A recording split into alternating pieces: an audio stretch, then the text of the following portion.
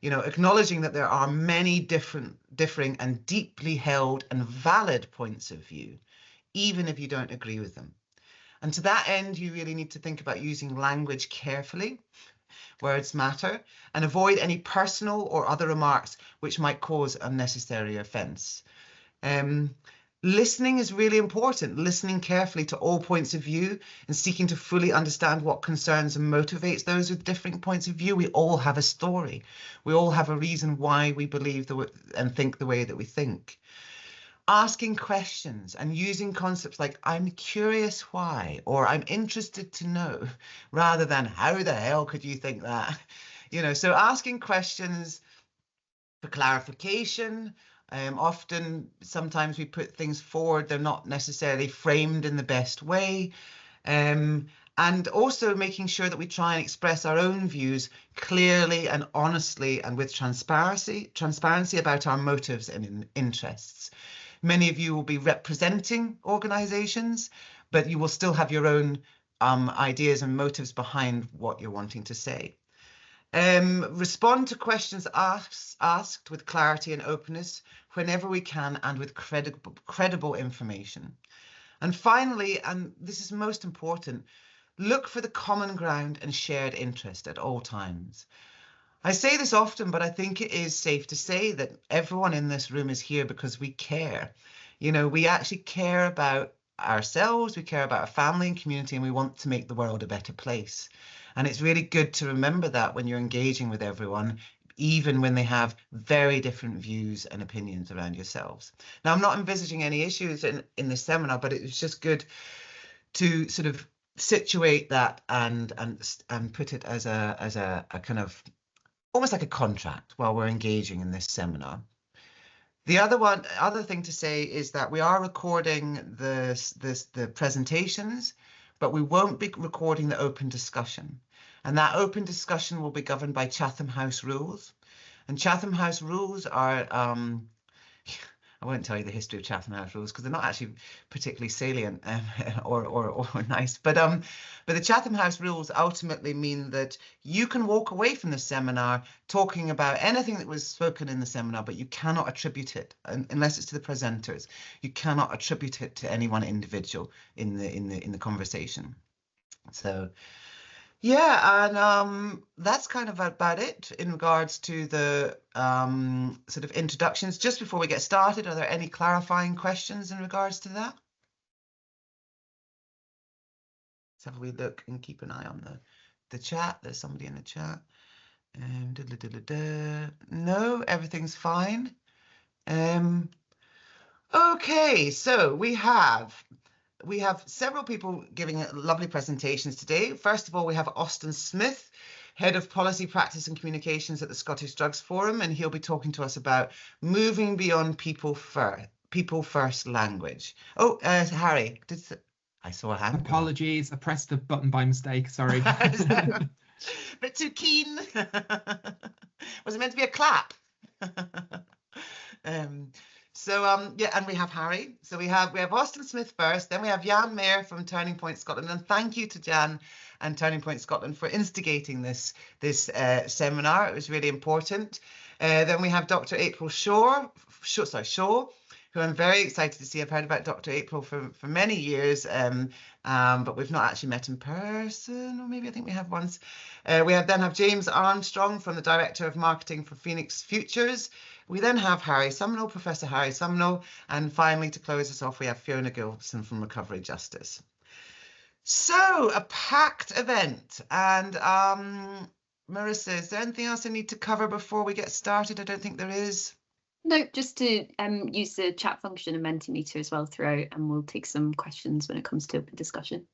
Wonderful. Okay, so without further ado, I'm going to pass you over to a familiar face to many, Austin Smith. Thanks, Anna.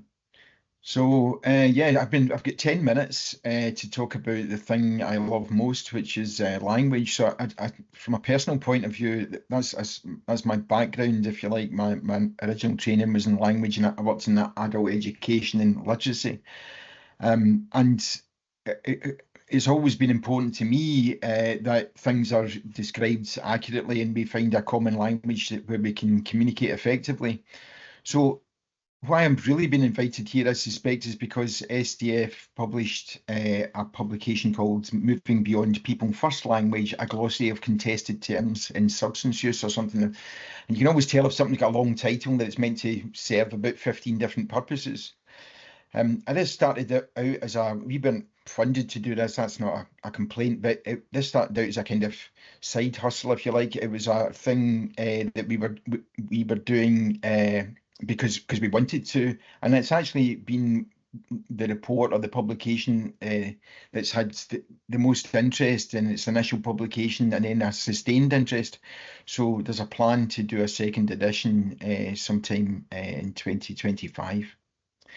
So, I mean, you can read the thing yourself, you can dip in and dip out of it. I just wanted to explain because I think it's useful for the context, and very thanks for the introduction, Anna, because I suppose that's what the purpose, the wider purpose of the glossary, as I refer to it, is to have a respectful dialogue. And to do that, we have to have two things. We have to understand why people use words, as Anna said, and what they might mean by those words, which might be different than what we understand by them. And the word I always use as an example, partly because it's the very beginning of the glossary, is the word addict, which isn't a word that, to be honest, in my working life, certainly I use very much, if at all, and most of my colleagues probably feel like that as well. But that's not to say, and I don't want to get into a position, or I personally would advocate avoiding a position where we get to the situation where we have around discourse around race, for example, where there are words you cannot say. There's words that you would, your HR department would be in touch with you if you said. SDF wouldn't want to operate that way, and it's not something we did advise for the broader drugs field or substance use field, if you want to use that phrase. So the word addict can be a medical diagnosis. It can be, for individuals, a very empowering thing to have a life that's been very challenging for you and for other people. To explain that briefly to somebody in a way that they'll understand without having to know personal details and so on. So to say I am an addict can be an empowering thing for people and allow people to start analysing what's been difficult experiences for them that they find hard to explain or articulate. And then, of course, peers use, or some peers use that word amongst themselves to identify themselves and to share and mutually support each other and so on. So it's wrong to say that word is wrong, but it's also worth pointing out that for some people it's a discriminatory term, and intentionally so, or it's a word that's used to dismiss somebody or to sum somebody up in a word where you don't need to know any more that person's an addict and that's all you need to know about them or whatever. So it's a good example of a word that everybody's heard, some of us use frequently, and other people self-identify as an addict. It's good to know when you're using that word more broadly in a mixed company what impression you might be given, or what other people might take that to mean, or whatever. So that's the intention of the glossary, rather than to identify language that shouldn't be used. And one of the divisions in it is, I think that we are quite explicit in it that, you know, SDF don't use this word or whatever. And I don't think we can say that. I think we have to be, because that looks like SDF is, you know, don't say this word in front of SDF or whatever, which isn't useful.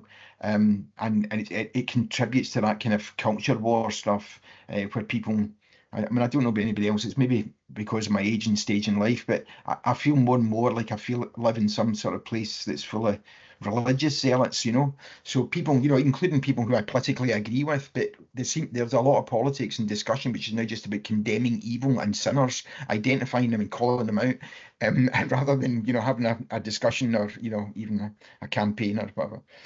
But that's maybe just me getting old.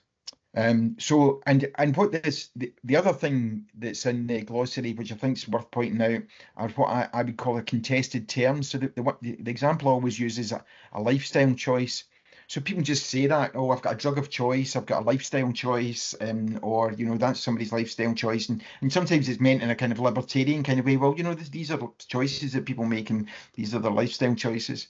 But at root, that term is, I regard as a kind of, it betrays an ideology, and if it's not betraying it or explaining your ideological approach, then maybe you want to be cautious about using it. So to me, someone that's referring to lifestyle choices is taking a view that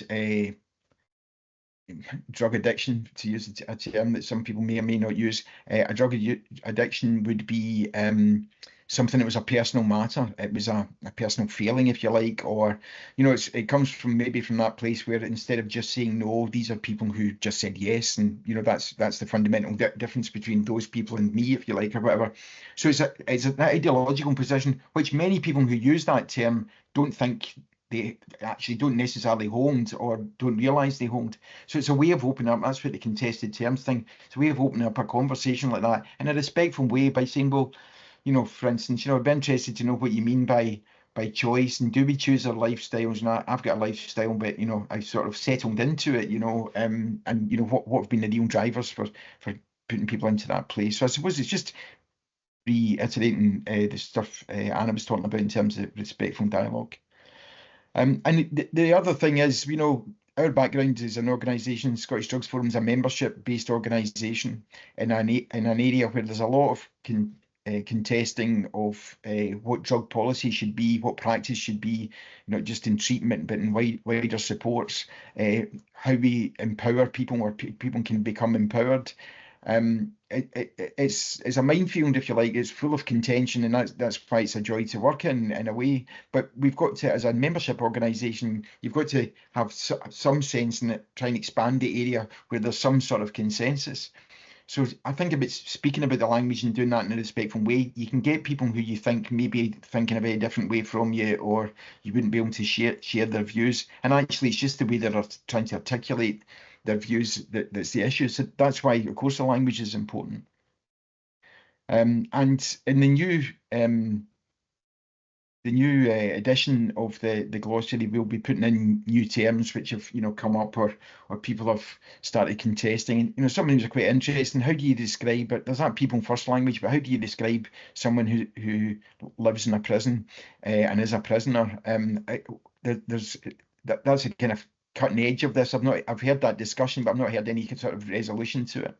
And the other thing is, you know, are we contributing to the notion of a kind of a war on drugs by talking about frontline staff as if, you know, you're in the trenches, and your frontline staff sometimes feel that and sometimes articulate that, but is that helpful, and what does it mean, and then what does it convey to others who maybe, you know, it's useful for staff amongst the peers to talk in that way, to share their level of stress and perhaps burnout, but it's not useful to be talking about that if we're speaking in groups where workers, maybe people who use services, or family members who use services, are hearing that kind of language and quite alarmed that they're in a battleground with people that are massively burnt out and distressed themselves, who are then trying to support you.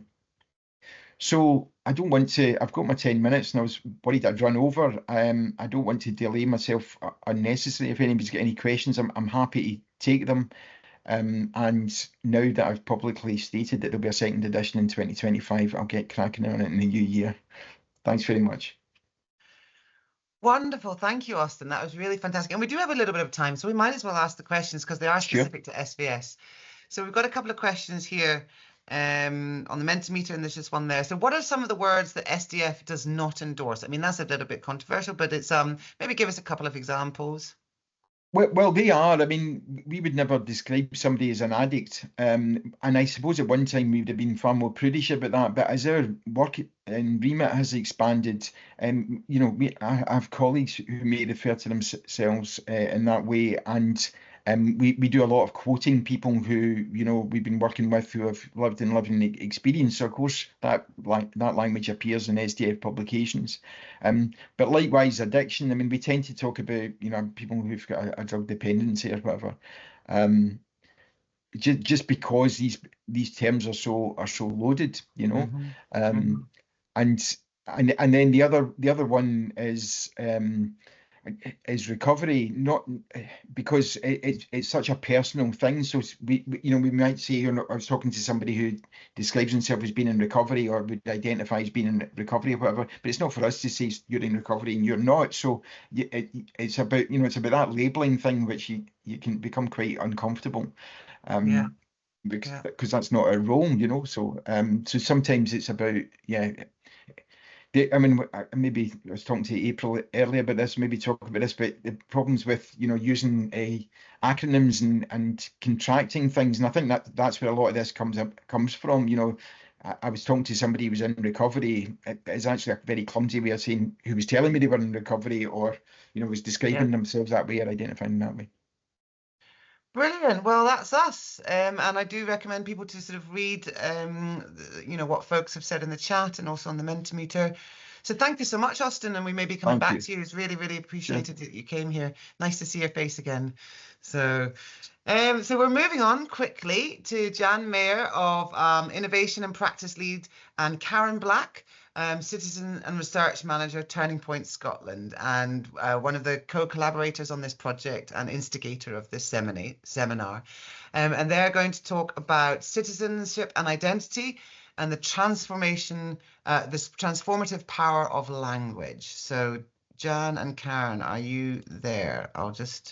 Yeah, I'm going to start, Anna. Thank you. Wonderful, thank you. So morning, folks. I'm probably going to reiterate some of what Austin has said, but I'll try not to make it repetitive.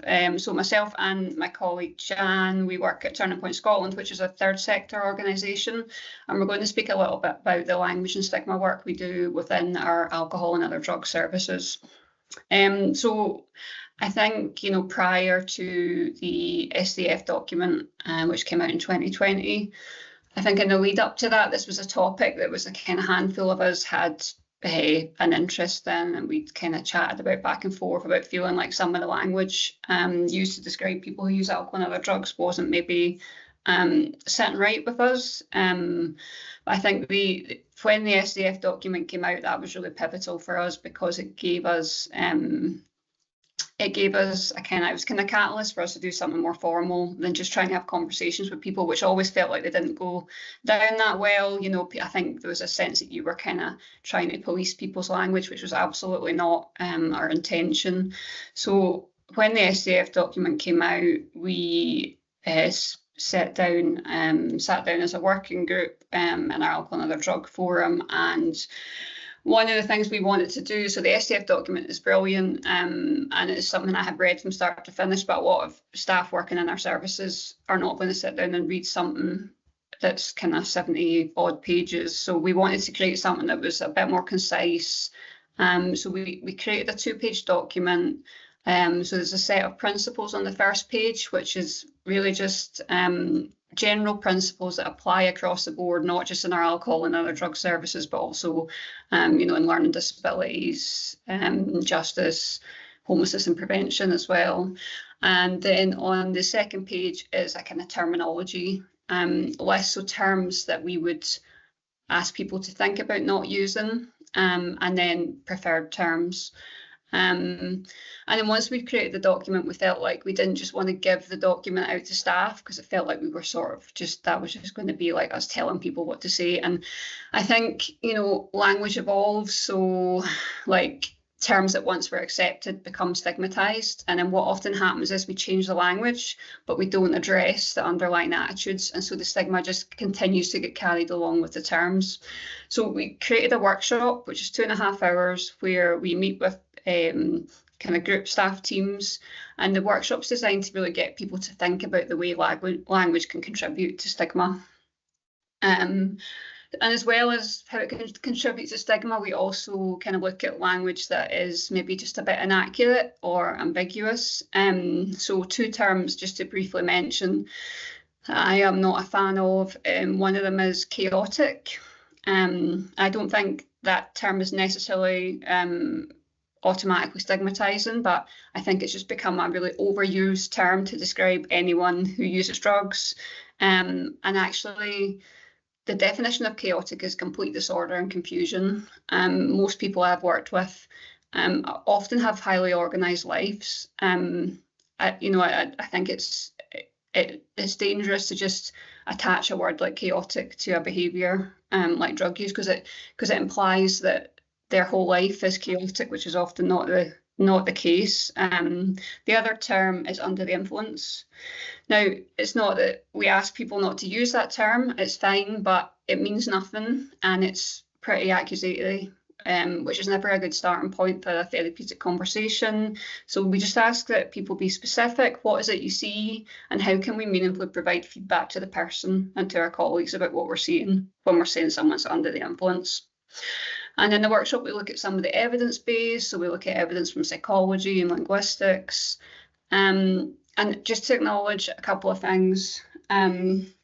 So language is dynamic, so that this isn't a set in stone document. Language changes over time. We've already reviewed the document once and edited based on people's feedback. And this was something actually, I really like this phrase. It came up in an event I was at, I think last week, a really brilliant event that the Anti-Stigma Network hosted, which is a recording of. I'd really recommend you go and watch if you didn't get to attend. But somebody at that event spoke about the difference between intent and impact, and I really like that, because I think, as Anna said, people working in this space, I assume that everybody working in this space, their intentions are good. People don't mean to offend or stigmatise with their language. So the point of the workshop isn't about, oh, you're going to get into trouble if you say this, as Austin says. It's not about policing people's language, but it's getting people to think about, the impact some terms might have, and maybe in ways they hadn't thought about before. So I'm now going to speak a little bit about our citizenship approach. So my role at Turning Point is about embedding the citizenship approach, and language is really important within that. So, citizenship is really focused on community health, and it really recognises our common humanity, particularly the universal need we all have to belong. So belonging is like hardwired, it's a biological need. We can look at brain imaging studies, we kind of crave belonging in the same way that we crave food, and we experience isolation in the same way that we experience physical pain. So identity is central to people's experiences of community and belonging. We get our sense of belonging where we have a shared identity with others. And people coming into our services often have a dominant, really overriding sense of identity that's attached to what brought them into services. And there's often stigma and othering attached to that identity. And one of the central aims of our citizenship approach is to get people to move beyond the identities that brought them into services. And so, services are set up, I guess traditionally services are set up to fix issues. So if we have a homeless service, the outcome is going to be, to get somebody a tenancy. That's the ultimate goal of that service. With an alcohol and other drug service, we're looking to support people with their goals, whether that's reduced use or abstinence. But with citizenship, we're kind of trying to go beyond that and recognise that it's not just an issue to be solved. There's actually an identity shift that needs to occur for that to be enduring.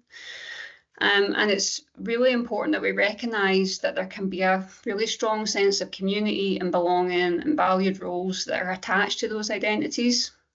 So although by the time people come into services, there can be lots of problems and negatives associated with that issue, there's also a human need for community and connection that's been met here, and that might be the only place that is being met. So when we fix the issue, we're actually often ripping away someone's basic need to belong. And if most or all of your identity is attached to your alcohol and other drug use, it's going to be really hard to get that need met elsewhere. So stigma and self-stigma are huge barriers to citizenship. The language that we use to define ourselves and others reinforces this. So we know that where people are looking to make changes in their lives, person-first transitional language is going to be more successful in bringing about that change compared to defining it as a permanent fixed part of their being. So using language like a person who is currently using drugs rather than an addict. So like Austin, we would ask staff not to use the word addict when describing people who access our services. But we know that language is very nuanced and complex, and it can be deeply personal. And within certain communities, people use that term in an empowering way. But we also know it can be stigmatising and prevent people moving beyond their drug using identity. And we have staff who define using that term, so that can be, you know, a little bit of a challenge. But we ask staff not to use those terms when they're when they're speaking with people that they are supporting, because of what we know about how they can contribute to stigma and identity transformation. We're wanting to work with people to honour their right to choose the language they use to define themselves and to address self-stigma, but without erasing people's experiences. So it's really important that we don't make assumptions about a person's identity. Austin mentioned the term recovery. I think for me that's been quite an interesting one, because in terms of identity transformation, I think the recovery identity is so empowering, and it really, you know, has supported a lot of people to make that shift. But again, it has its limitations because the recovery identity is still attached to the drug using identity. And I think there was an assumption at one point that everybody coming into drug services was wanted to be defined as being in recovery. But it's not a word I would assume to use for somebody unless they used it to describe their own personal experience. And I think for some people, you know, people have said to me in the past, well, when can I say I'm recovered? It's like, I don't want to be defined in this way for the rest of my life. So in terms of our work over the last couple of years, where we have seen progress, we have really seen a shift in some of the terms, unhelpful terms that people were using. I think, you know, we've seen teams being really open and discussing and checking in with each other about language. Challenges, I think so a lot of staff will come back and say, well, I think we're getting really good at this as a team, but see, when we go to reviews, when we go and work with people in other organisations, they're still using the stigmatising terms. So, you know, how it doesn't feel right. We don't feel confident to challenge people in other organisations. So I guess that's something that we're faced with as a challenge. But what I would say to that is you don't need to actually be challenging to challenge something. Just by not endorsing it and not repeating it, by responding, by using a phrase you know is more helpful, can be a way of challenging without being challenging. So we have, like I said, we've made progress, and we've seen a lot of the terms that were really quite embedded. I think a lot of them we don't hear now as much. But there's one word that we tried to get people to shift and not use that we've kind of struggled to shift. And I wonder if anyone has any idea what that word might be. And if so, maybe you could pop it in the chat box. Looks like clean and sober are the ones that are coming up most. Interestingly, no, it's not clean. People get very quickly, I think, the word clean implies, when you think of the word clean, you think of the word dirty. You can't help it. It's the way the human mind works. It's relational frames theory tells us we can't help thinking of the opposite when we think of something. And people get that quite quickly. Service user client, whoa, that's a long one and still debated, and I don't think anybody's got the right answer. And I realise I haven't introduced myself. I'm Jan Mayer. I work with Karen at Turning Point Scotland. And my role is innovation and practice lead, which basically means my main and most important job is embedding evidence-based practice and good practice into the staff who work in our alcohol and other drug services and other services that work with people using alcohol and other drugs. And that's my interest in this word, I guess. I hope that will become clear. Yeah. The J word, no, people get that that's stigmatizing. Yeah, hard to reach, that's sometimes around. But the word I'm thinking of is one we've actually already talked about.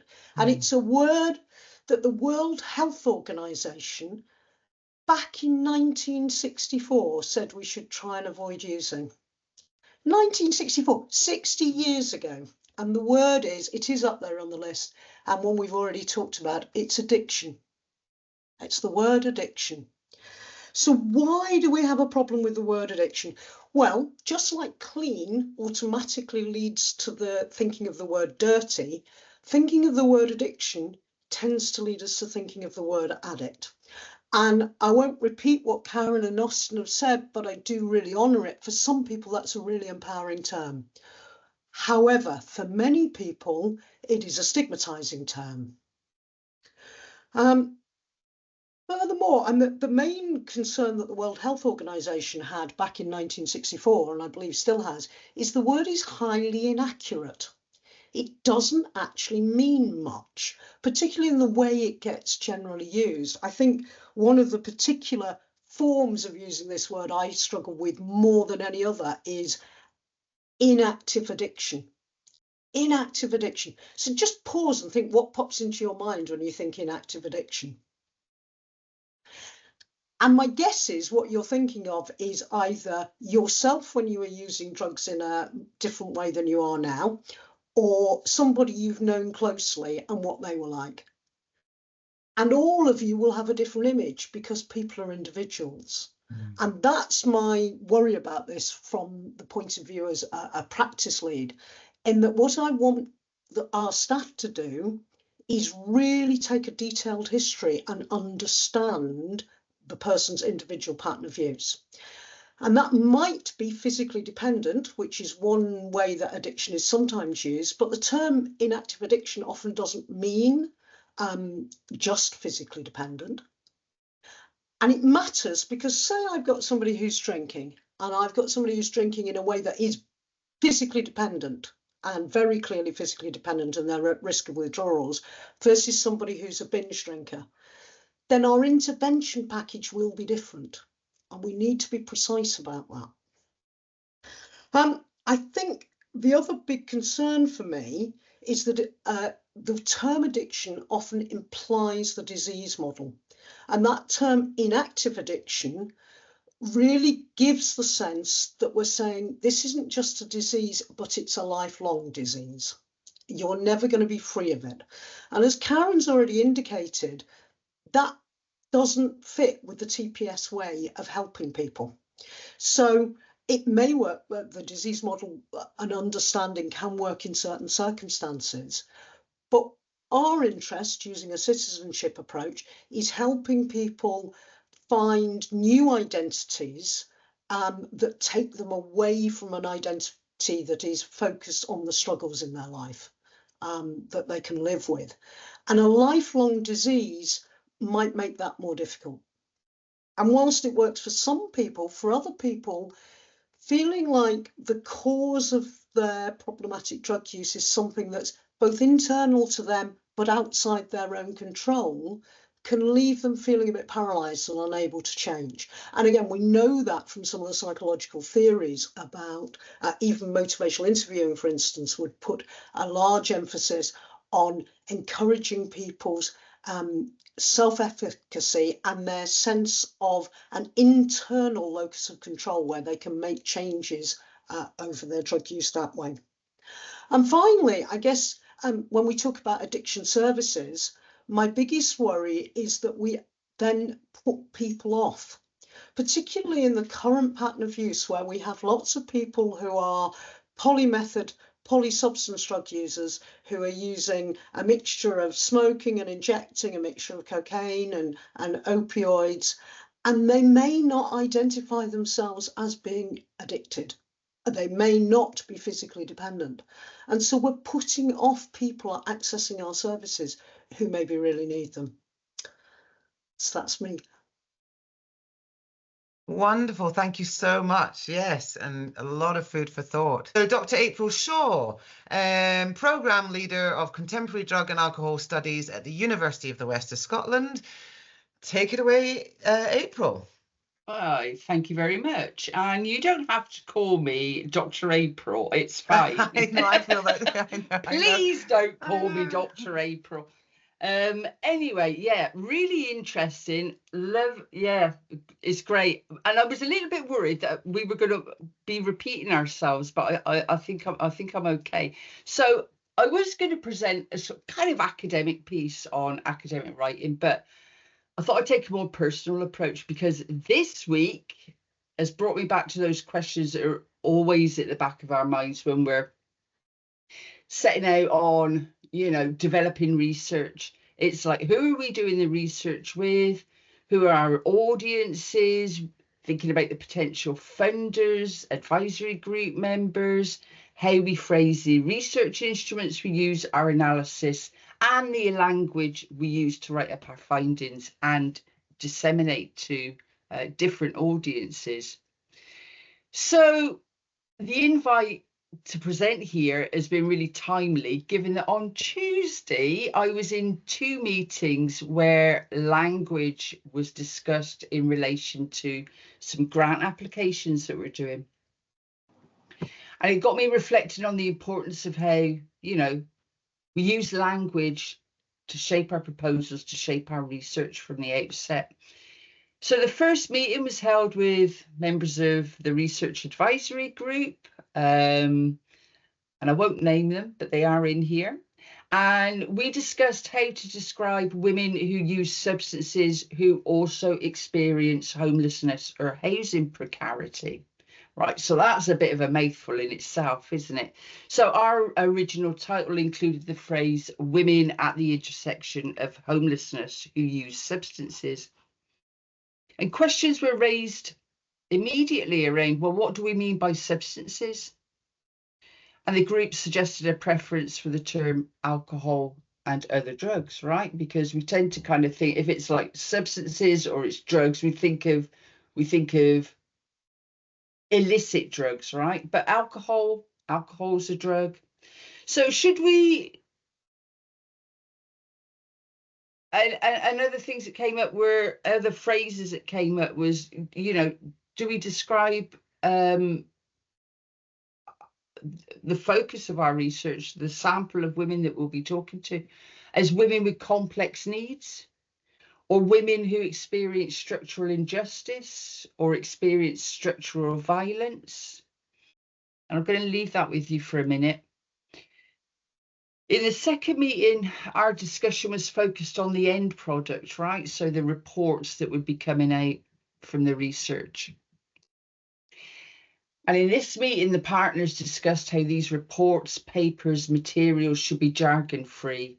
So they should be accessible, they should be engaging. Which is something as academics, we kind of, I'm sure you've all read papers where you're like, oh my God, that's a word salad, you know? What have they just said?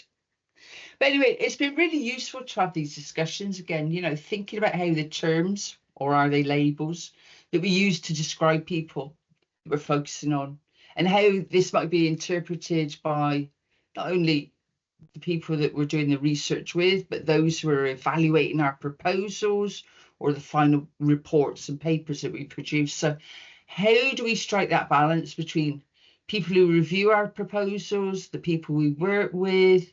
I'm going to go back to that phrase, women who experience structural injustice or structural violence. Is that likely to be understood in the way that I'm sure all of us here understand it? Is it a phrase that would resonate with the women we seek to engage with a kind of wider general public audience? I mean, it's certainly, I think, a true reflection of many women's experiences, and it does describe very well the social, economic, political injustice and inequities that many women face on a day-to-day basis. But, you know, is it relatable or is it jargon? And I agree that how we phrase people who use alcohol and other drugs should be person-centered and non-stigmatizing. But it goes back to that point, how can we encompass in our language those wider social inequalities that are often a cause or a consequence of substance use? So, I mean, you know, what I'm going to say next isn't a surprise to anybody. Including people with lived or living experience in our studies is essential, right? To help us understand for the purposes of this seminar, the language that stigmatizes and labels someone as other. You know, ensuring they have a place at the table to guide us in how we approach our research topics and questions is essential, as is the input into the language we use to write the final reports and materials that are the outcomes of the research. So, you know, one of the things I've come across before is, you know, people referring to themselves in interviews as I'm a junkie, right? You know, and, you know, transcribing that, just I transcribe verbatim, like, you know, so word for word, as people say, you know, as people say in their interviews. And I've been told, you know, to take that out. It's a pejorative term that shouldn't be used. Now, should I? Do you think that's right, that a researcher picks and chooses the words that people use? Should, you know, how can we say, so here's another phrase, and this is a phrase I don't like, giving voice, if we don't accurately reflect what those voices tell us? I mean, giving people a voice, it's a neat phrase, right? But for me, I don't know, maybe it's just me, but I think it holds a kind of power imbalance within it, right? It doesn't, for me, it doesn't sit right. It's a nice linguistic shortcut that most people understand, right? But who am I to give somebody a voice? Anyway, the importance, this is why it's important to include people with experience involved in the research so that they can sense check and help us produce work that's nuanced, respectful, non-stigmatizing, to those that we've sought the insights from, as well as the audiences that we want to influence or at least read our work. And I've put up here, it's just come out this year, from the International Journal of Drug Policy, some useful guiding principles for reducing stigmatizing language if you're writing on drug-related themes. Nice little editorial, very short. And on a final note, I was looking at Harry's title, Zombie Drug Use, you know, and immediately when I hear that phrase or see that phrase, it takes me back to a couple of years ago when there was a big, you know, like a media campaign about people in Manchester using new psychoactive substances, and the pictures were just awful, you know.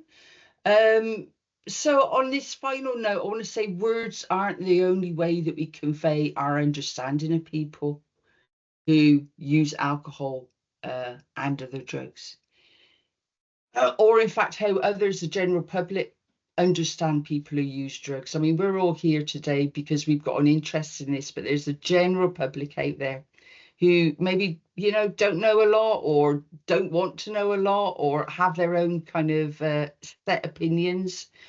And these are images that were suggested as a front page of a report that I did last year on midlife in older women. And the first image, it was like, no way, you know, sad looking woman in a tunnel. Is this, you know, is this meant to represent a middle-aged woman who's, you know, homeless? The second one, maybe a little bit better, but we went for the third one, which is it doesn't have an image of a woman. It's, you know, relatively positive, you know, midlife crisis, best years, and that was chosen after consultation with some women that I'd done some focus groups with. Went back to them and said, you know, what's your preference? So this is the one that they came up with. So I hope I've not tread on your toes there, Harry. But yeah, I wanted to leave you with a thought on the impact that images can have in how people are represented, and how we can use images actually that are positive, you know, that that aren't stigmatizing, that don't show people as a victim or deviant or othered, you know. So that's me, a bit of reflection on my part. So thank you for the opportunity to get me thinking more deeply about the words I use, the approaches I take with colleagues in our research, and it's been really helpful for me. And I hope it's been somewhat interesting for you. So thank you. Wonderful. Thank you so much, and lovely to meet you online. We'll have to get you over. So we just at this point, just let everyone know we're doing it's called a networking event, but it's in January, and we're very much focused around a similar topic about how to research in this area without creating increased stigmatization and you know, ensuring that methodologies and connections and everything are set up that are really right. So we'll be in touch, and wonderful. Thank you so much. On quickly to James Armstrong, and he's the Director of Marketing and Innovation at Phoenix Futures. And James is going to talk to us about whose definition, fear-based responses to everyday words. So take it away, James. Wherever you are. Thanks everyone. My name's Jim. I always put James, but I think that's because my mom calls me James. But my name's Jim. I work for Phoenix Futures. I also do a lot of work with the Anti-Stigma Network. And the following is from my personal experience of opening new treatment services, engaging with neighbours, councillors, MPs, MSPs, media, both local and national, service stakeholders and partners, and that's through face-to-face, one-to-one, you know, those classic group meetings where you sit at the front terrified with 100 people shouting at you that you're opening a new service in their area, but also through communicating through written documents, briefings, website content, planning applications. And I've led the communications around new service openings, primarily residential and housing services in Glasgow, Aberdeen, Saltcoats, and recently in England, Oxford and Derby. So these are my reflections on words that incite an unexpected response due to society being primed for a fear response in relation to substance use. And by primed, I mean, as we touched on already, really, people having an understanding of substance use based on traditional framing that evokes a fear response, cues which shape thoughts and feelings, and those cues may be, as we've talked about, active use of negative association, negative imagery, language that creates stigmatized fixed identity, etc., and how those are reinforced through politics, media, social discussion, and the lack of generally open discussion and education around substance use. So this may be of interest for anybody who's writing, I don't know, service descriptions, involved in community engagement, media engagement. And what I'm going to talk about is words which are neutral or benign, but can become symbols of danger or mistrust. So the fear-based stigma around drug use may lead people to gravitate towards an interpretation of a word which you consider benign, but which inadvertently confirms their anxieties. So words can therefore evoke a disproportionate emotional reaction. And there is often, in my experience, a disconnect between my natural hope, strength, or rights-based transmission of a message when talking about substance use into an environment which is fear-based reception of that language. Which can mean that your intent becomes disconnected from your impact. So example words and phrases to cut to the actual words. First one is safe. So I used to use the word safe to describe services, by which I mean they are suitable for the needs of people who use them, psychologically and trauma informed. I used to think was a good word to use. However, my perception is that the fear-based response to the word safe is to provoke questions such as, why do you need to keep them safe? Are they in danger? Are they a danger to me? Or even, are they danger to, it is us, the community, who need to be kept safe from them. So I don't use the word safe anymore. More technical but everyday language in our sector can evoke a similar response, talking about safeguarding, protection, risk, risk management, which means that we mean that we are protecting the rights, the needs, and supporting clients, but in a fear-based context may be perceived that people are inherently dangerous, because we're talking about safety. And Jan talked about the fact if you talk about safety, people will think about the opposite. So the word problem, so the phrase someone with problem or problematic substance use may be a less stigmatizing sort of identity language. It's first person language. I'm not arguing against person first language, but the word problem itself in a fear-based context could suggest risk, or that there will be trouble because there is a problem.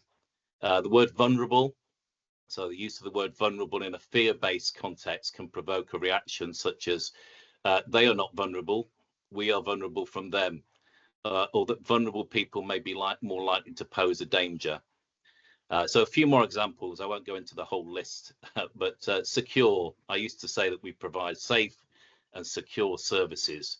By secure, again, I meant, my definition was providing environments which help people feel emotionally secure. But in a wider context, when you're in front of some of those community meetings or writing your policy documents or communications, planning submissions, people will start to think, well, why do people need to be locked up? Is it a secure service? What security have you got on the door? Not what I meant at all, but an entirely different interpretation of my meaning. And so I now don't use the word safe or secure. I don't use the word vulnerable. I try and avoid the word problem. I do use the word care. So care, the word care can provoke a reaction in a fear-based environment. It raises a question as to, why are, the stigmatized view might be, why are these people being cared for? Why are they prioritized for care, especially in an environment where care is rationed? Questions I've had from people I've been talking to when opening new services are, why do they get care and we don't? Why do they get to access a GP when we can't? So I think in that environment, talking about care, we need to be considerate of the rationing of care which happens across society. However, I still use care. I think it's really important, and I think it's really important to make a point that people do deserve care. Other phrases, effective treatment, seems pretty benign to me, but it can really provoke a response from people who think treatment, no, these people don't deserve treatment, these people should be punished. So that natural kind of fear approach leads to a kind of punitive approach to people. But I do talk about treatment. I do talk about effective treatment, but you have to understand that in certain contexts, you are going to be challenged on that, and you do have to back up that there is an evidence base related to the effectiveness of treatment. I'm running out of time, so I won't go into all the other words, but there can be some really benign language that you use, which can be interpreted in a very emotive response. Just talking about health, talking about improving health, talking about healthcare, in an environment where people think that people who use substances should be punished or have self-inflicted a condition on themselves, then access to healthcare, when healthcare access can be rationed and limited, is often will provoke a reaction. So those are just some examples of everyday language that can take on a very different meaning when put into a fear-based environment. So it's really important, I think, to work out where your audience is at, or make a best guess and try to spot words which may evoke a reaction. Understand the narrative that your audience is engaged in. It may be very different to the story you're telling, and by that I mean the conflict between a hope or rights-based approach versus a kind of fear or punitive environment that language is landing in. You may wish to challenge stigma with your language choice. Certain times you may avoid certain words, certain times you may make a point of saying that word to provoke the reaction. because the communication itself can be an act of destigmatization. Yeah, final point really, when communicating and when you get that reaction which you didn't expect from language which you thought was quite benign everyday language, you're caught between a position of not taking it personally, but also remembering that this is really personal. So what you can do is kind of avoid certain language to avoid the negative response. But you also have to think that you do actually have a commitment sometimes to destigmatize and provoke that response. And so when you stood in front of, 100 angry people, there's a temptation to take a step back. However, I think we have a commitment to hold firm to some of our language and to make a point that we do actually want to say, use the language we want to use in a more progressive way. Otherwise, we really make no progress. So I guess final point to make is that it's important to state that these fear-based responses are kind of culturally embedded in all of us, in all of society. So I'm not making criticism against any particular people. I'm not saying some people are educated, some are less educated. It's not about a divisive or othering approach. It's really about thinking about how we use our words, thinking about our conversation around substance use, not blaming and seeking to understand. And that's it. Wonderful. Thank you so much. And we're flying through this, and part of me feels, oh, nobody's got loads of time to do it. But actually, I think it's really nice having a range of voices, giving voice to a range of voices. And that was really thought-provoking, really thought-provoking. Thank you, Jim. I'm going to move on to our penultimate speaker, who is Professor Harry Sumnall. Harry is a professor in substance use at the School of Psychology.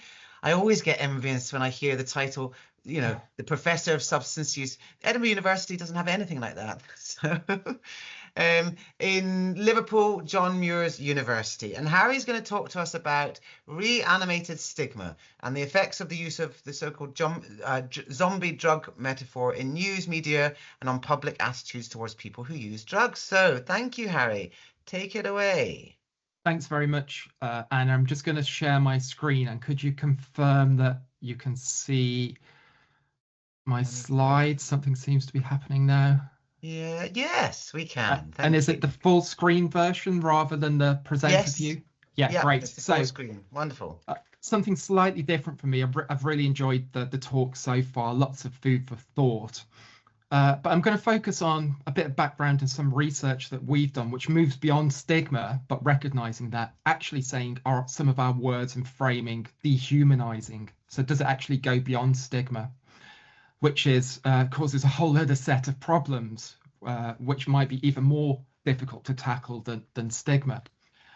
Just very quickly, acknowledgements that the work I'm going to talk about is a collaborative project, including Dr. James Nichols from Stirling University, who I think is part of the network. Yeah, so of course, stigma is central to national policy, both north and south of the border, whether that's the Drug Deaths Task Force, whether it's the National Mission Plan. But I think perhaps there's a recognition that we've not made sufficient progress on stigma. And of course, this is contributing to people not seeking help from services, feeling that services are not for them, and in many cases can lead to inadequate care and support in services, but also as well public discussions and public attitudes where that leads to internalized stigma and self-identity with stigmatized labels that can also produce barriers to a whole range of access to support, not just treatment. So as everybody on the call knows, this is a hugely important issue. I'm going to talk about dehumanization, which I think goes beyond stigma. And we don't really talk about this a great deal. It is related to stigma, but it's slightly different. And just for a definition, so when we talk about dehumanization, there's two main types of dehumanization. Firstly is what we call subtle dehumanization, which is the denial of some, but not all, but some traits of humanity relative to an in-group, the us versus them. We are fully human, they are not. They are lacking in some human qualities. And then there's blatant dehumanization, where out-group members, so members of particular communities, are denied the attributes of humanness altogether. And we see this most prominently, for example, in, I don't know, as an example, violence towards refugees. And there's been a lot of work looking at dehumanization in conflict zones and underpinning racism and other serious problems. And I think this also applies to drug use as well. That often through our words and language, the way we exaggerate these intergroup differences, we produce these elements of humanization, particularly when we use language and metaphors that describes people as threatening, thoughtless, emotionless, and we could use metaphors of non-human entities or comparisons to animals or objects that evoke disgust. This is where dehumanization arises. And we know this has profound effect on public opinion, which is important for politicians, I think, when they're seeking public support and public approval for a particular policy direction. So it has real world impact as well. Okay, and how does dehumanization arise? Well, what is the impact of this? Why is the public so affected by this? Well, there's a theory of stigma called familiarity theory or contact theory. And this suggests that stigma and, by extension, dehumanization is a product of the familiarity we have with a particular behavior, a condition, a particular group. So, you know, that makes sense. But if we actually look about how familiar the public is with substance use related issues, it's quite low. So lots of work that we've done in different territories, this is one survey that we did, suggested, this was a nationally representative survey, that 40% of the population had only encountered drug use problems through the TV or a movie or a TV show, and had never had personal contact, whether that's a friend, co-worker, family member, with somebody with a drug use problem. And this suggests that the information and representations that people are getting around drug use through media is really important. And for those of you who like theory, then we can draw upon cultivation theory here as well. And this suggests, this is from media studies, that without this real world exposure, then people think a distorted and partial reality portrayed within the media, all forms of media, actually represents what the real world is like. And we have some good evidence that this is also true for substance use as well. And this leads me on to the metaphor of the drug zombie.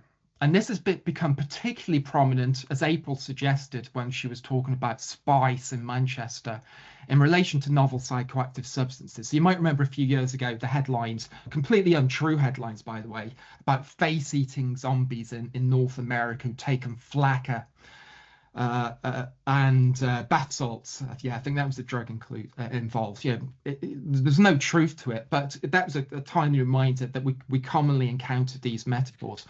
And historically, we've always had this. You know, way back in the 30s, the era of Harry Anslinger and the emergence of the DEA, cannabis turns people into monsters, murderous monsters. And throughout the ages, you know, crack cocaine in the 80s and 90s, fentanyl over the last 10 years or so, PCP in the 1970s, comparison to the Hulks, and it led to some police force changing the types of bullets they use, because they thought that when encountering a violent offender, because they were inhuman with superhuman strength, normal caliber bullets wouldn't stop them. And of course, Spice as well. So we've always had this, but it's not just in relation to the drugs, it's people who use drugs as well. And in the drugs field, we're all familiar with the metaphor or the image of the contaminated body. So this is a really strong metaphor, not only in terms of appearance. So on the right here, we have the Faces of Meth campaign from Montana, highly stigmatizing campaign. Recent reporting here in England around the psychostimulant colloquially called monkey dust. News reporting was focused on inhuman people with superhuman strength, standing on buildings, immune to pain. And then, of course, again, the so-called spy zombie, particularly associated with public and street drug use and public intoxication, highly stigmatizing. So this is with us. Why does this occur?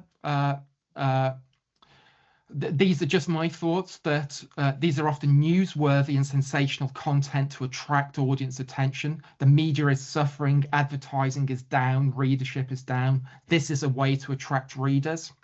It's also, I think, a familiar and an efficient trope, albeit simplistic, and it's a useful reference point to talk about and explain novel or unusual drug topics. I think there's also an element to scare readers. Perhaps editors and some journalists feel this would have a drug prevention effect. And I think also as well, particularly with national papers that have strong editorial lines, it signals appropriate to the editor's viewpoint, appropriate audience responses. And this signals to policymakers what appropriate policy responses should be. And Jim was talking about punishment before and criminal justice-led responses. This leads me on to xylazine. This is the latest drug which has been subject to the zombie drug metaphor. This is particularly pertinent, and it inspired the research I'll briefly talk about in a moment, because there's a really important paper published earlier this year, and this was about the detection of xylazine in the UK drug supply. It's been with us for a while, but this was an important paper. The thing about xylazine, which really aligns itself with this drug zombie metaphor, it's a non-opioid sedative, and it's also a potent vasoconstrictor. So this leads to reduced oxygenation to the skin, which can lead to skin ulcers and tissue necrosis. If we're thinking about this stereotypical view of what a zombie in Hollywood looks like. And it's an emerging threat in UK drug supplies. So we need to ensure that our responses are appropriate with adequate resources and public support for that action. Now, of course, when this paper was published, there was a lot of predictable headlines, national headlines from otherwise respectable news outlets, including, unfortunately, the BBC, but not just tabloids, but also broadsheets. And quite worryingly, and Jim will be aware of this, that the government announced a ban on xylazine under the Misuse of Drugs Act. But when it announced that ban, it also used the phrase zombie drug. So the zombie drug xylazine, which immediately places in the audience's mind, the public's mind, this is a compound which produces zombie-like effects in the people who are exposed to it. Now, xylazine is an interesting case because we don't think people are deliberately seeking out xylazine, but it's contaminated the illicit drug supply. So what might be the response to this? And there's been some really interesting work from the US looking at this. And if we think about the classic Hollywood image of the zombie, how do you deal with a zombie problem? It evokes fear, threat, the classic responses to dehumanization. But the only way to respond to a zombie is to kill a zombie. And so some of these headlines are increasing stigma and dehumanization, and they might be increasing negative responses. Now, I'm not suggesting, for an instance, it's suggesting murderous responses, but more likely responses are around extreme social distancing, a classic response to stigma and dehumanization. And it can exacerbate this public stigma, adding to all of these unmet care needs and social harms that we're aware of. So we were interested in looking at, well, what's the impact of this? Lots of speculation, and we've spoken about this, but what's the impact? Can we do an experiment which looks at causation? This is under review, but we're pretty confident in the findings. So what we did, we took examples of those news headlines that we've just seen, and we used a nationally representative sample. When we designed an experiment, we randomized people into 6 groups, and we exposed people to a simulated BBC news story, which differed on the basis of the imagery used and the text used. So the imagery, we used, we made up a drug called Pedril because we thought that participants would be aware and would be exposed to discussions of xylazine. So we had different conditions using neutral text. So PEDRL, the effects of the drug were described using neutral and scientific and person-first language. We had another experimental condition where we used zombie text, where PEDRL was described as a zombie drug. But then we had a zombie plus condition, where PEDRL was described as a drug that turns people into zombies. So reflecting on some of those headlines that we've seen. April mentioned the importance of visual imagery. So we also had visual conditions as well. A neutral image, where we had the story was accompanied by a photo of a lab analysis. That has its own connotations, but our view that this wasn't particularly stigmatizing. And a zombie image. And we used some of those examples from the reporting of spies use in Manchester. So you can see the images that were used here. An example of the zombie text. Zombie drugs arrives in the UK. It can produce extreme effects. Causes movement problems, skin rotting, addiction, that word again, and severe withdrawal symptoms. But the zombie plus text, we said that this was a flesh-eating drug that turns users into zombies. So really reinforcing that dehumanizing image there. And the neutral was more scientific and person first. So we spoke about the harms of the drug, but we used scientific terms in relation to the effects. So we didn't use skin rotting or anything like that, wounds that become infected, severe withdrawal symptoms and things like that. I think you can probably predict our findings.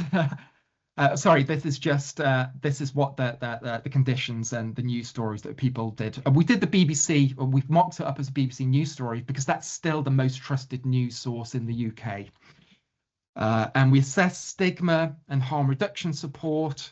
And, you know, as I mentioned, our findings were very predictable. So using the text of zombie or zombie plus, that led to an increase in stigmatizing responses. Interestingly, the image that we used didn't increase stigma. But there wasn't as well an interaction between the text and image. So it was the text, it was the words which were most important, highly relevant for our discussion today.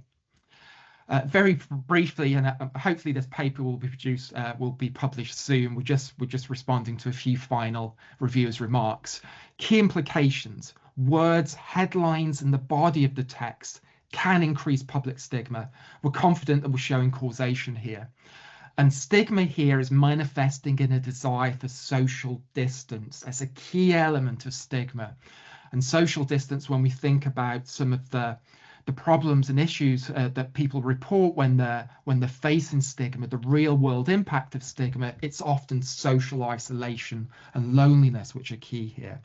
The image didn't appear to have an effect, so that zombie image in inverted commas. There might be some methodological issues and maybe chat about that a bit later on. But we think it's because we didn't have a stereotypical zombie image. We use an image which is used classically in media reporting of people with public intoxication, but not the other tropes and memes around zombies. And there was also no impact on harm reduction support, which we thought was interesting. And this kind of suggests, well, first of all, there might be ceiling effects, that we saw a high level of harm reduction support to begin with. But there might be, this is where there might be support for particular types of drug policy, but there's still that social distance.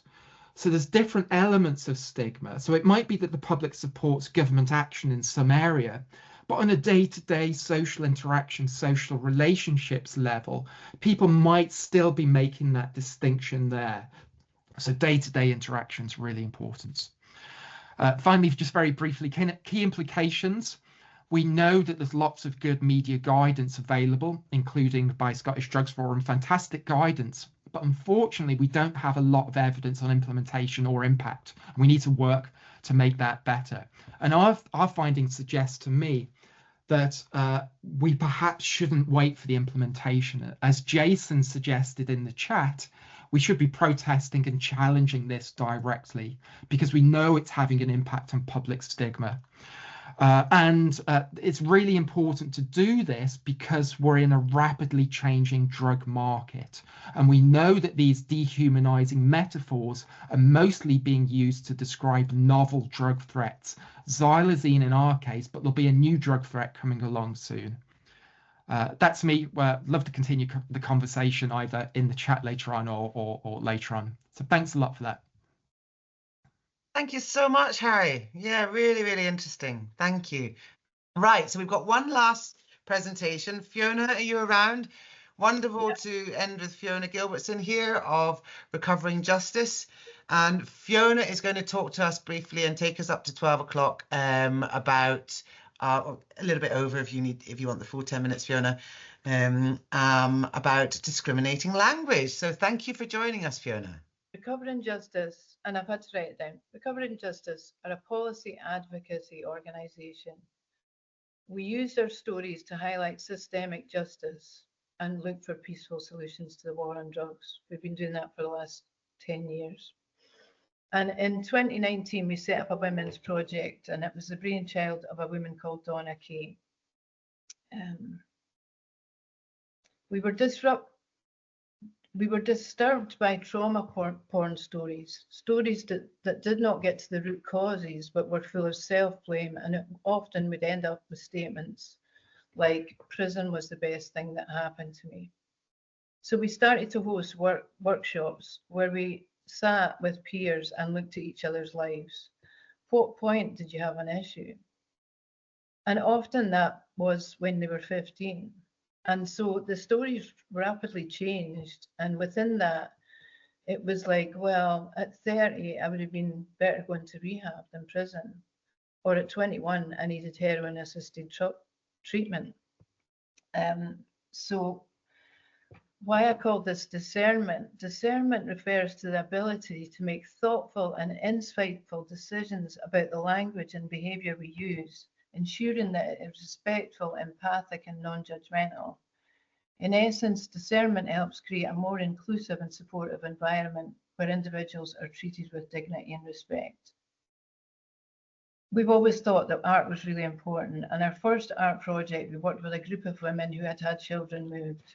We had an excellent theatre company, and the women loved the process. The first stage was to show it to their family and friends, but we had to watch it as a board, and the results were horrific. They were full of self-blame, shame, a lot about their families, specifically their mothers, who they blamed for allowing them to be sexually or physically complicit in the abuse that had happened to them. And I mean, it was just really difficult to read. And they were desperate to show this publicly.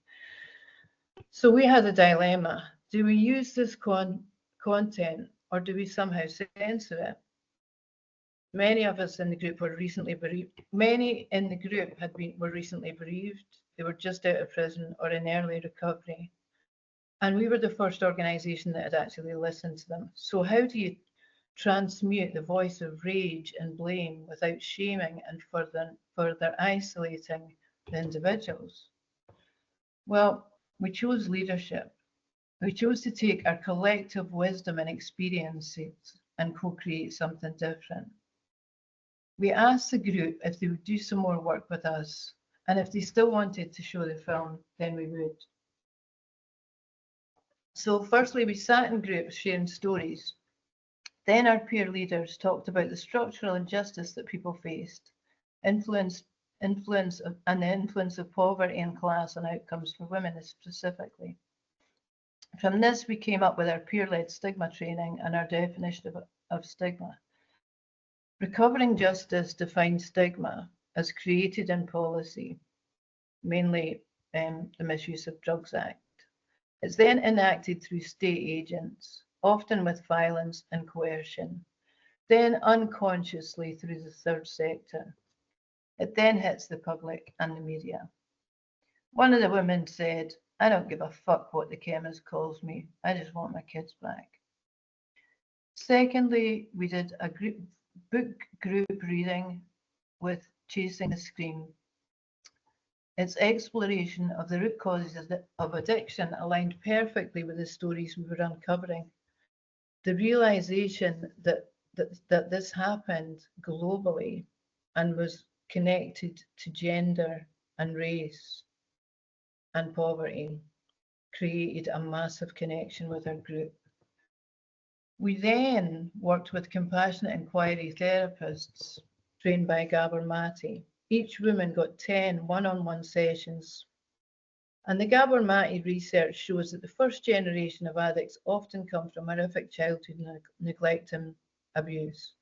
Gabor Mate's insights on trauma and addiction highlight how deeply personal stories are intertwined with broader social issues. The women got to see and share the structural injustice and influence of poverty and class. It created a lens to understand the systemic challenges these women faced, rather than perpetuating blame. When we met again and watched the film, none wanted it used. We did not censor the language that people had used initially, but with thoughtful dialogue and therapy, their initial rage and pain was turned outwards and away from their abusive childhoods. The events they had experienced had not changed, but they had a more complex and structural analysis of what had happened, why they had chosen to self-medicate, and what had happened to their families due to social factors. This was a group of women who, in the Northeast, whose parents had lived through Thatcherism, the miners' strike, and the violent police response. Ultimately, our budget was spent on this, and we haven't had the campaign part, but we believe that thoughtful process is how you come to creative community-based solutions and campaigns. Our volunteers are advocating for a broad set of interventions, from heroin-assisted treatment, rehab for women with their children, and changes within social services. Nobody's asked whether they're using drugs. Nobody cares. They're just women.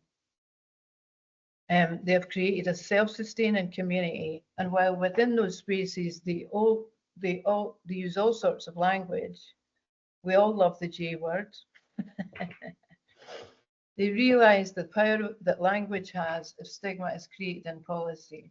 And their question is, why is everyone not challenging that? Now, I'm going to share something with you, because I actually don't have an issue with the word addict. In the past, I actually attended one of the workshops that Recovering Justice did, and I think it's really important for this discussion here because there's a lot of self-stigmatization. You know, I call myself an addict and a dependent drug user, but that's okay for me to call myself that.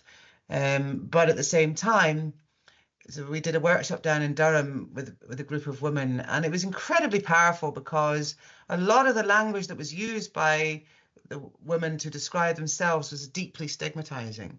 And therefore, as a result, there was a lot of self-blame. Blame, well, you know, I'm just a junkie, or I was like chaotic drug user, I was a problem. And often you need to actually take a step back and understand that it's the structures that caused your own dependence. It's the need to disassociate and dislocate from quite difficult lives. And once you go through that process of understanding that, you begin to understand that the language that is using is actually perpetuating not only the internal stigma. I mean, I spent personally a lot of time, you know, really grappling with this being a deviant, being a problem, you know, and actually internalizing the identity of a deviant and a problem. So Fiona, have you sent that to... So I'm just going to read something out. Yes, so we think that, and I'll tell you what's highlighted. I do not have a word problem with certain words.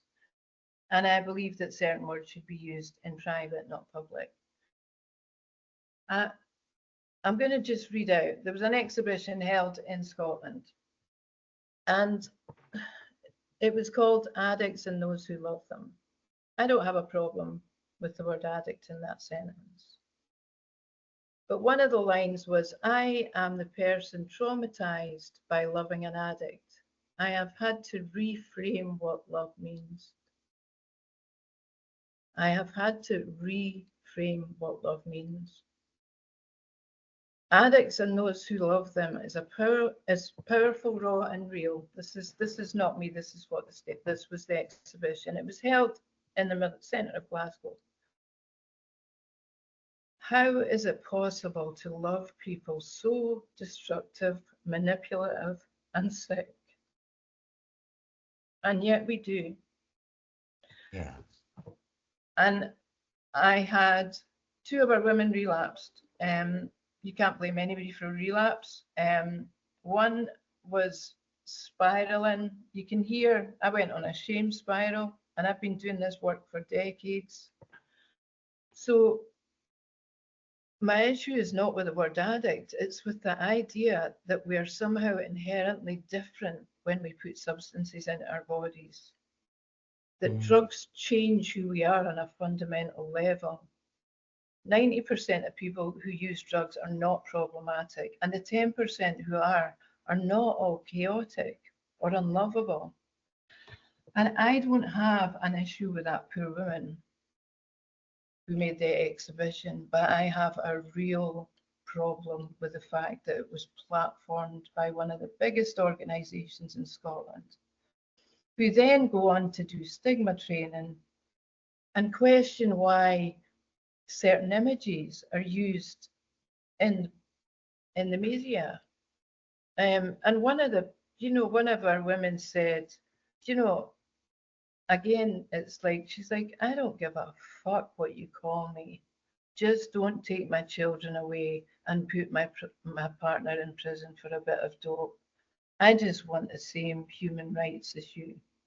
I believe this exhibition took away our human rights. And it might sound bitter, but actually I'm just brokenhearted by it. Yeah. Thank you, Fiona. Is that you finished? Yeah, thank you. I'll sort of close it there because we're out of time in regards to all of that. But thank you, Fiona. Thank you, everyone. Quite a powerful and moving sort of round of participants.